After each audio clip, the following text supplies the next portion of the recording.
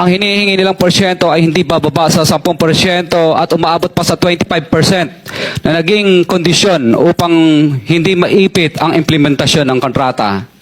Ito ay binibigay namin sa kanila ng cash. Ang bawat transaksyon ay may karampatang voucher at ledger na nagsasaad ng mga araw at kung kailan nila ito natanggap.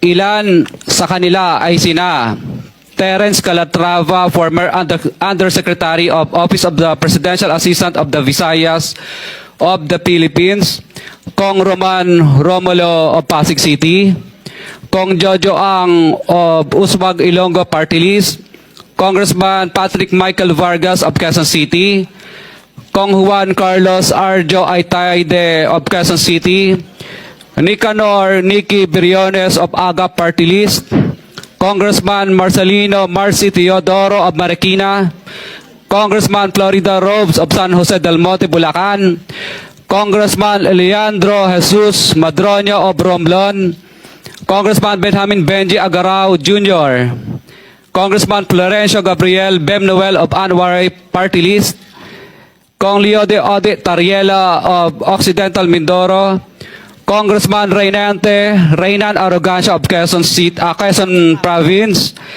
Kong Marvin Rillo of Quezon City, Kong Teodoro Haresco of Aklan, Kong Antonieta Yudela of Zamboanga, Sibugay, Kong Dean Asisio of Caloocan, Kong Marivic Pilar of Quezon City. 21. Mayroon ding mga kinatawa ng ilang politiko na nakikipagtakbo sa amin upang manghingi ng porsyento kapalit ng mga porsyento ng mga proyekto. Ang mga porsyentong ito ay 25% ay ipinipilit sa amin bilang karaniwang kalakaran na wala akong kakainang tanggihan. Ilan sa kanila ay sina Regional Director Eduardo Virgilio of DPW's Region 5, Director Ramon Ariola III of Unified Management UPMO, District Engineer Henry Alcantara, DPW's Bulacan First, Undersecretary Robert Bernardo, District Engineer Aristotle Ramos of DPW's Metro First, Pasig City, District Engineer Manny Bulusan of DPW's North Manila Deo, District Engineer Edgardo C. Pingol of DPW's Bulacan Subdeo, District Engineer Michael Rosaria of DPWH Quezon Second Deo. Karamihan sa mga kawani ng DPWH na nabanggit sa itaas ay paulit-ulit na binabanggit ang delivery ng pera ay para sa kaisaldico na dapat at least 25%. Si Kong Marvin Rillo naman ay ilang beses na binabanggit ang pangalan ni Speaker Martin Romualdez bilang kanyang malapit na kaibigan. 25.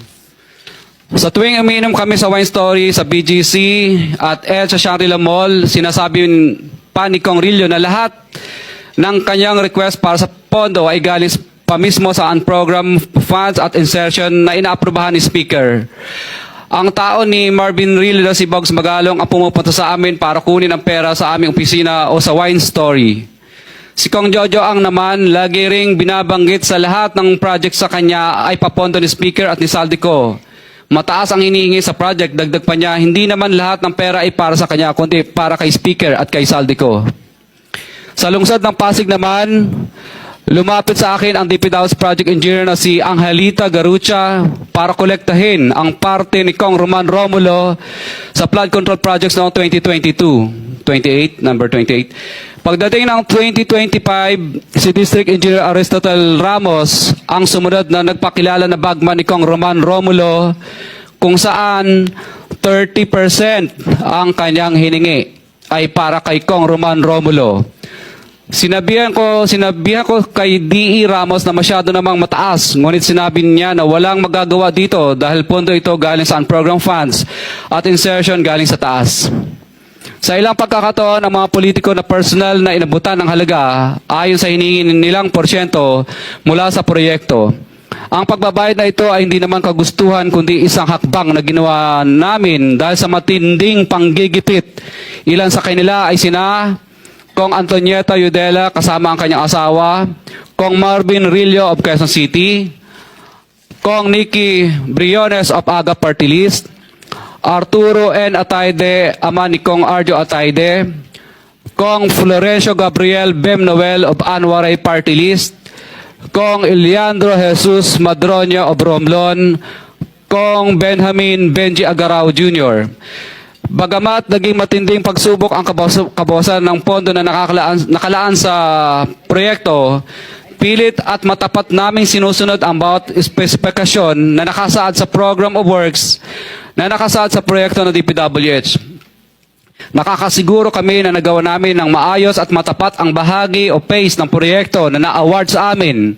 Sa katunayan, hindi kami mababayaran ng DPWH kung hindi ito dumaan at pumasa sa maraming material testing na naaayon sa design ng DPWH. Ina-assess at ini-inspect ng DPWH ang bawat proyekto base sa natapos na parte o accomplishment. Napilitan kami na i-absorb ang kabawasan na ito na nagdudulot ng maliit na kita o pagkalugi sa ilang projects. Para makabawi, ginadamihan na lang namin ang partisipasyon sa mga projects. Taliwas sa mga lumalabas na may mga impormasyon sa publiko, hindi kailanman kami gumawa ng ghost projects. At masugid kami nag-i-inspect sa lahat ng aming mga natapos na projects. Handa po kaming tumistigo ng walang pilit at kusang loob bilang state witness at sabihin ang lahat ng nangyayaring katiwalaan ng Kamara, DPWH at iba pang mga kawani ng gobyerno upang gawin ang tama. Kami ay lubos na humihingi ng tulong sa Senate Blue Ribbon Committee na pinamumunuan ng buting Chairman Senator Dante Marcoleta at kay President Bongbong Marcos para sa proteksyon at seguridad ng aming pamilya. Ang salaysay na ito ay kusang loob namin ginawa at walang sino mang pumilit na gawin ito. Sa katotohanan ng lahat ay nilagdaan namin ang salaysay na ito ng kusang loob at walang pumipilit.